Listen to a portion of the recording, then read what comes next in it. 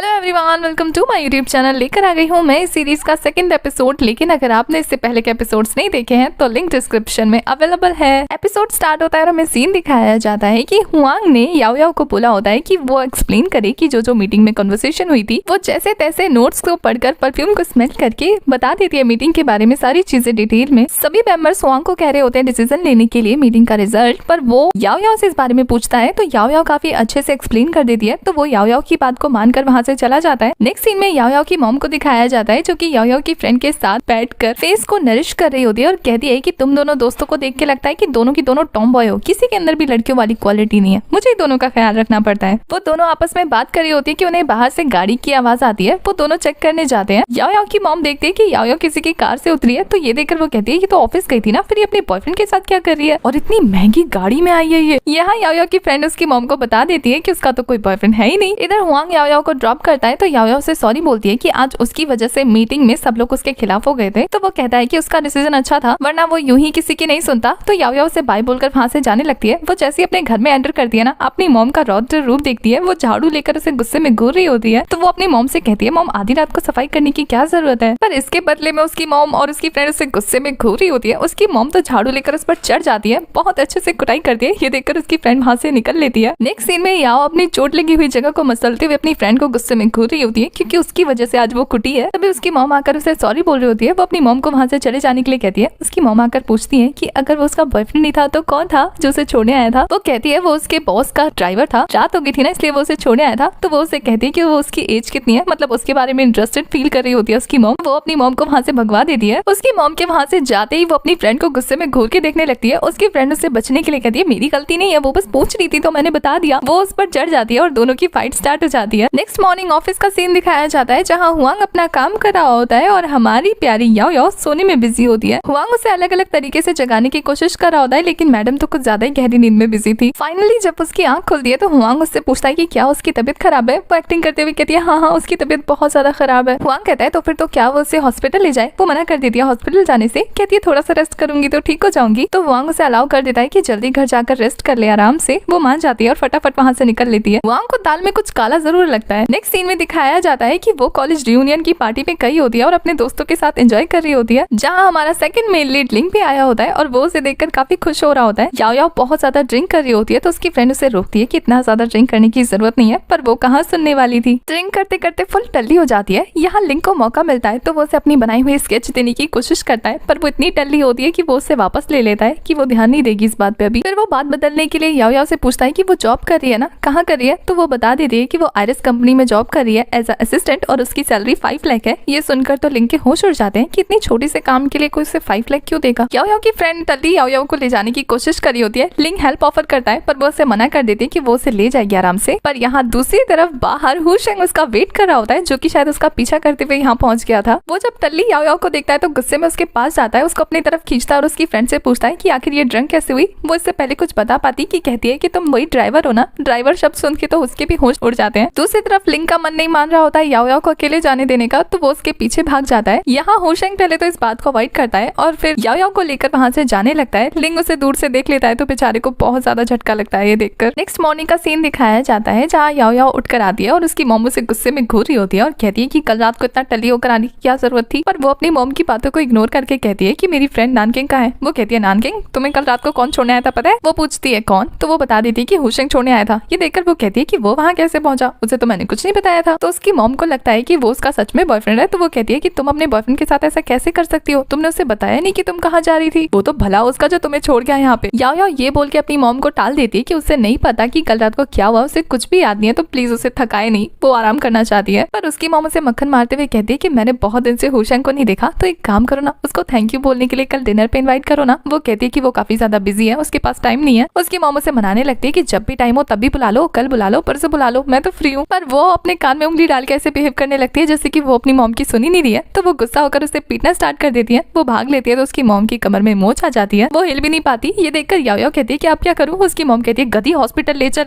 Next scene में लिंग को दिखाया जाता है जो कि फीफी के डैड से मिल रहे होते हैं क्योंकि वो उसके डैड के दोस्त थे। यहाँ पता लगता है कि लिंग के डैड की भी बहुत बड़ी कंपनी है। तो वो अपने डैड के दोस्त यानी कि फीफी के घर में कुछ दिन के लिए रहने आया होता है। तभी फीफी आती है अपने डैड के पास और उसके डैड उसे लिंग से इंट्रोड्यूस कराते हैं। नेक्स्ट सीन हॉस्पिटल का दिखाया जाता है जहाँ याओ याओ की मॉम एडमिट होती है, डॉक्टर उन्हें ज्यादा हिलने डुलने से मना करते हैं। तभी वहाँ याओ आती है खाना लेकर, नानकिंग भी वही होती है, खाने की खुशबू से बेचारी जग जाती है। याओ उसे जल्दी से मुंह धोकर आने के लिए कहती है और यहाँ याओ की मॉम याओ पे गुस्सा कर रही होती है कि उसका बॉयफ्रेंड यानी कि हुशेंग अभी तक उसे देखने नहीं आया। याओ कहती है कि वो बिजी है काम में, तो तुम्हें देखने के लिए कैसे आ सकता है, पर वो उसे गुस्सा करके कहती है कि उसे बुला के लाओ। अपनी मॉम को इस तरीके से नाराज होते हुए देखकर वो उसे बुलाने के लिए चली जाती है। इधर हुआंग के पास दिखाया जाता है फीफी और उसकी आंट आई होती है जो कि उसे मैरिज के लिए मनाने की कोशिश कर रहे होते हैं। हुआंग के डैड हॉस्पिटल में एडमिट होते हैं, इसी चीज का फायदा उठाने की कोशिश कर रहे होते हैं दोनों के दोनों मिलके, पर हुआंग उन दोनों को साफ साफ मना कर देता है कि वो अभी फीफी के साथ शादी करने में इंटरेस्टेड नहीं है क्योंकि उसे कोई और पसंद है। तभी वहाँ हमारी याओ आ जाती है। याओ को देखकर फीफी कहती है कि तुम फिर से यहाँ आ गई। याओ को कुछ समझ नहीं आता और यहाँ जैसे ही हुआंग उसे देखता है खुश होकर उसके पास पहुंच जाता है और उसे किस कर देता है। याओ को तो कुछ भी समझ में नहीं आता कि ये क्या हो गया अभी उसके साथ, और फीफी को तो काफी गुस्सा आ रहा होता है। हुआंग याओ को देखकर कहता है कि तुम यहाँ हमारा रिलेशनशिप पब्लिक करने के लिए आई हो ना। वो कुछ बोल पाती इससे पहले ही वो उसका मुंह बंद कर देता है। फीफी को ये सीन देखकर इतना गुस्सा आता है कि बाहर निकलकर सोच रही होती है कि हुआंग ने उसके साथ अच्छा नहीं किया। एक तो उसकी इंसल्ट कर दी ये बोल के कि वो उसके लिए सूटेबल नहीं है, और ऊपर से उसने उसी के सामने किसी और लड़की को किस कर दिया। दूसरी तरफ फीफी की आंट को दिखाया जाता है, वो हुआंग से कहती है कि अब जब तुमने फीफी के साथ रिलेशनशिप खत्म कर लिया है तो ये चीज हमारी कंपनी ने भी सुन ली है और अब हमारी कंपनी के बीच में कोई भी कॉन्ट्रैक्ट नहीं होगा आगे से। ये चीज सुनकर हुआंग थोड़ा सा रिएक्ट करता है, उसे थोड़ा बुरा लगता है लेकिन वो इग्नोर करता है। फिर वो याओ को थैंक्स बोलता है उसकी हेल्प करने के लिए। याओ गुस्सा करने लगती है कि ये तुम थैंक्स बोल रहे हो, जब चाहे इमरजेंसी में उसे टूल की तरह यूज करते रहते हो, ये भी नहीं सोचते कि क्या होगा। तो वो उसे सॉरी बोलता है उसे अपने पर्सनल प्रॉब्लम्स में इन्वॉल्व करने के लिए, पर वो उसे टूल की तरह यूज नहीं करता। बेचारा उसे एक्सप्लेन कर ही रहा होता है कि वो उसे एक जोरदार खींच के थप्पड़ मार देती है। वो इस चीज से उभरने की कोशिश ही कर रहा होता है कि वो उसे किस कर लेती है। उसे समझ ही नहीं आता कि ये क्या हो गया उसके साथ। वो कुछ पूछ पाता तो याओ कहती है कि अब सारी चीजें क्लियर हो गई है, उसे भी एक हेल्प चाहिए। वो पूछता है कौन सी हेल्प, तो वो झिझकते हुए बता देती है कि उसकी मॉम उससे मिलना चाहती है। वो मान जाता है। दूसरी तरफ लिंग को दिखाया जाता है जो कि नानकिंग से याओ के बारे में पूछ रहा होता है कि क्या वो अपने बॉस से प्यार कर दिया। यहाँ तो नानकिंग के होश उड़ जाते हैं ये सुनने के बाद कि वो उसके बॉस का ड्राइवर नहीं बल्कि खुद उसका बॉस है। तो वो सोचती है कि इतना हैंडसम लड़का, तभी तो मैं सोचूं कार ड्राइवर कैसे हो सकता है, बेवकूफ हमें बेवकूफ बना रही थी। पर वो लिंग को इस तरीके से पूछते हुए देखकर याओ के बारे में कहती है कि क्या तुम उसे लाइक करते हो। वो मना कर देता है। तो वो उसे कहती है कि शायद याओ उससे प्यार नहीं करती, वो बस आंट के लिए झूठ बोल रही होगी। ये चीज लिंग भी समझ जाता है। नेक्स्ट सीन में हुआंग और याओ उसकी मॉम से मिलने के लिए आ गए होते हैं। वो बहुत सारे गिफ्ट लाया होता है उसके लिए। ये देखकर याओ कहती है इसकी क्या जरूरत थी। वो कहता है कि हमें एक्टिंग करनी है ना तो अच्छे से करना पड़ेगा। तो वो दोनों हाथ में हाथ डालकर निकल जाते हैं। इधर याओ की मॉम ने हॉस्पिटल में बहुत सारी आंटी फ्रेंड्स बना ली होती है, वो उन्हीं के साथ एंजॉय कर रही होती है। तभी जैसे उन्हें पता लगता है कि याओ आ रही है फटाफट अपनी एक्टिंग स्टार्ट कर देती है। उसकी मॉम तो हुआंग को देखकर काफी ज्यादा खुश हो जाती है और उनकी सारी की सारी फ्रेंड्स जो आंटियां थी वो भी उसके हैंडसम सन इन लॉ को देखकर काफी ज्यादा खुश हो जाती है। याओ की मॉम याओ को हुआंग का ख्याल रखने को बोल रही होती है, उसको कुछ सर्व करने के लिए बोल रही होती है। तो वो गुस्से में एप्पल उठा के उसके मुंह में ठूस देती है। उसकी माँ अपने बेटे पे काफी गुस्सा होती है और हुआंग को कहती है ये तो बच्चों का प्यार दिखाने का अपना तरीका है। याओ को कुछ समझ में नहीं आता। उसकी मॉम उसका और ख्याल रखने की कोशिश कर रही होती है। तो याओ हुआंग को लेकर वहाँ से निकल ही जाती है कि उसको काम है। बाहर जाकर वो हुआंग से पूछ रही होती है कि उसकी मॉम ने उसे क्या समझाया, पर हुआंग उसे कुछ नहीं बता रहा होता है। तो ये देखकर वो उससे नाराज होकर वहाँ से चली जाती है। वो उसको मनाने उसके पीछे जाता है और इसी के साथ हमारा ये वाला एपिसोड हो जाता है खत्म।